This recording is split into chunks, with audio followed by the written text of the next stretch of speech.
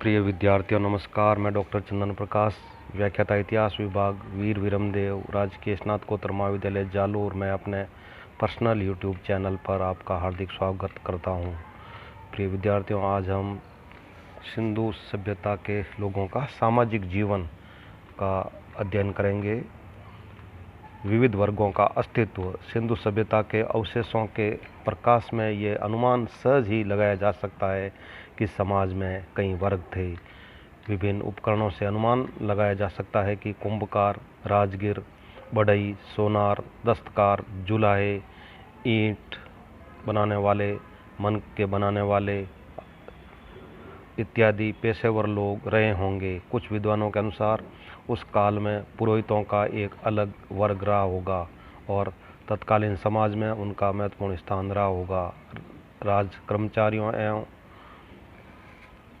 अधिकारियों का भी एक विशिष्ट वर्ग रहा होगा। जहाँ तक संपन्नता का प्रश्न है, व्यापारी लोग रहते होंगे और निचले नगर में अधिकतर सामान्य जन। खुदाई में प्राप्त छोटे मकानों में श्रमिक वर्ग के लोग रहते होंगे। समाज में कृषकों एवं श्रमिकों की संख्या सबसे अधिक रही होंगी। परिवार एवं स्त्रियों की स्थिति। खुदाई में जो भवन मिले हैं उनमें पृथक पृथक परिवारों के रहने की योजना दिखाई देती है। अतः यह सोचना स्वाभाविक है कि सिंधु सभ्यता में समाज की इकाई परिवार रही होंगी। इस सभ्यता से भारी संख्या में नारी मूर्तियां मिली है और क्रीट तथा अन्य भूमध्य सागरीय सभ्यताओं के अंतर्गत मातृ सत्तात्मक समाज पाया जाता है। इसी आधार पर यह अनुमान किया जाता है कि सिंधु सभ्यता में भी मातृ सत्तात्मक परिवारों का प्रचलन रहा होगा। ऐसी स्थिति में स्त्रियों का परिवार एवं समाज में महत्वपूर्ण स्थान रहा होगा। भोजन। सिंधु सभ्यता के वासी अपने भोजन में गेहूँ, जौ, चावल, दूध, फल, मांस आदि का सेवन करते थे। फलों में वे अनार, नारियल, नींबू, खरबूजा, तरबूज आदि से परिचित थे। पशु पक्षियों की कटी हुई या काटने के चिन्ह से युक्त हड्डियों या अधजली हड्डियों के अवशेषों से हमें सिंधु वासियों के मांसाहार का ज्ञान होता है। वे भेड़, बकरी, सुअर, मुर्गा, बत्तख, कछुआ, घड़ियाल आदि के मांस का सेवन करते थे। नदियों एवं समुद्र से पकड़ी गई मछलियां भी खाई जाती थी। अनाज, मसाले आदि पीसने के लिए सिलबट्टों का प्रयोग किया जाता था। वेशभूषा। स्त्रियों की मण मूर्तियों से उनकी वेशभूषा की जानकारी मिलती है। इन मूर्तियों में उनके शरीर का ऊपरी भाग वस्त्रहीन है और अधोभाग में उन्हें घुटनों तक घाघरा की तरह एक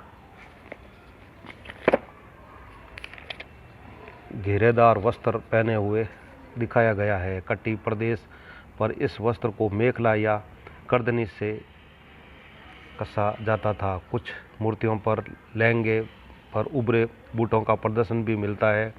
कुछ मूर्तियों में स्त्रियों को पंखे की आकृति का एक विचित्र सिरो परिधान पहने हुए दिखाया गया है। प्राप्त पुरुष मूर्तियों अधिकांशतः नग्न है। मुरों पर उनके कटी प्रदेश पर पतला सा वस्त्र दिखाया गया है। कुछ मूर्तियों में पुरुषों को ऊपर शाल जैसा वस्त्र ओढ़े हुए दिखाया गया है, जो बाएं कंधे को ढकते हुए दाहिनी कांख से नीचे निकाला जाता था। हड़प्पा से एक मृत पात्र के टुकड़े पर एक पुरुष आकृति को पायजामा के समान कोई परिधान अथवा पैरों से सटी धोती पहने हुए दिखाया गया है। सूती वस्त्रों के प्रयोग के प्रमाण भी हमें मिलते हैं। हमें किसी भी स्थल से पादुका या जूते के कोई प्रमाण नहीं मिलते हैं, न वास्तविक न चित्रांकित। केश सज्जा, आभूषण एवं सौंदर्य प्रसाधन। पुरुषों में कुछ लोग दाढ़ी मूछ रखते थे तथा कुछ हजामत करते थे। उनमें केश सज्जा के कई प्रकार प्रचलित थे। सामान्य रूप से सिर के बीचों बीच मांग निकाली जाती थी और बालों को व्यवस्थित करने के लिए फीते या किसी केशबंद का प्रयोग किया जाता था। स्त्रियां अपने केशों का विशेष ध्यान रखती थी। उनमें प्रचलित केश विन्यास के कुछ विशिष्ट प्रकार मिलते हैं। उदाहरण के लिए मोहनजोदड़ो से प्राप्त नर्तकी की कांस्य मूर्ति में कुंडलीकृत केश राशि को बाएं कान तथा गर्दन के पिछले भाग के ऊपर से होते हुए दाहिनी ओर लटके हुए दिखाया गया है। बालों को संवारने के लिए, कंघियों और मुख की छवि देखने के लिए दर्पण का प्रयोग किया जाता था। खुदाई से कांसे के बने हुए दर्पण एवं हाथी दांत की कंघियाँ प्राप्त हुई है। बालों में खोंसे जाने वाले कांटे खुदाई में मिले हैं, जिनमें से कुछ बड़े कलात्मक है। आभूषणों के प्रति परंपरागत आकर्षण का प्रथम अनुभव हमें सिंधु सभ्यता के काल में होता है, जब धनाढ्य और निर्धन स्त्री पुरुष दोनों ही आभूषणों से स्वयं को अलंकृत करते थे। आभूषणों को बनाने में सोना, चांदी, तांबा, कांसा, हाथी दांत तथा विविध बहुमूल्य पत्थरों का उपयोग होता था। मनकों से बने आभूषण कला के उत्कृष्ट उदाहरण हैं। मनकों के उत्पादन के लिए बहुमूल्य पत्थर जैसे इंद्रगोप, श्वेत, स्फटिक, सूर्यकांत, मणि, गोमेद आदि का प्रयोग किया जाता था। शरीर का प्राय प्रत्येक अंग आभूषणों से अलंकृत होता था। खुदाई से हमें विभिन्न प्रकार के मस्तकाभूषण, कंठार, कुंडल, अंगूठियाँ, चूड़ियाँ, कंगन, भुजबंद, वक्ष, मेखला, कटिबंध यानी करदनी एवं पाजे में मिली हैं। इस बात के स्पष्ट प्रमाण उपलब्ध नहीं है कि नाक में कोई आभूषण पहना जाता था अथवा नहीं। हाथी दांत, धातु, पत्थर और मिट्टी के बने श्रृंगारदान मिले हैं। सुरमादानियाँ और सलाइयाँ भी मिली है। ऐसा प्रतीत होता है कि मोहनजोदड़ो की स्त्रियाँ मुख लेप और अन्य प्रसाधन सामग्री का उपभोग करती थी।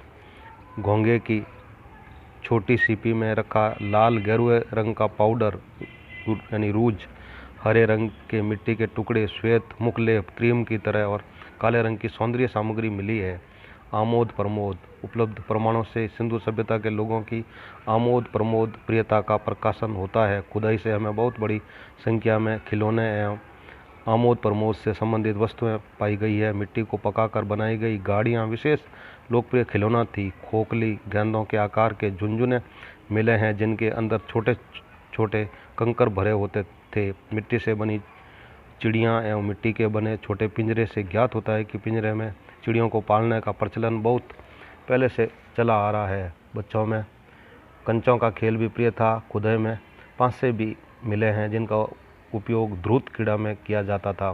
कांसे से बनी नर्तकी की मूर्ति नृत्य कला का अस्तित्व प्रमाणित करती है। मोरों पर ढोलक का अंकन मिलता है। मोरों पर कुछ लिपि चिन्ह सारंगी और वीणा की भांति प्रतीत होते हैं। संगीत एवं नृत्य का आयोजन लोकप्रिय रहा होगा। आखेट या शिकार भी मनोरंजन का साधन रहा होगा। धनुष का अंकन मोरों पर मिलता है। तांबे से निर्मित सराग्र भी प्राप्त हुए हैं। कुछ मोरों पर जंगली गैंडे और हिरण के शिकार का चित्रण है।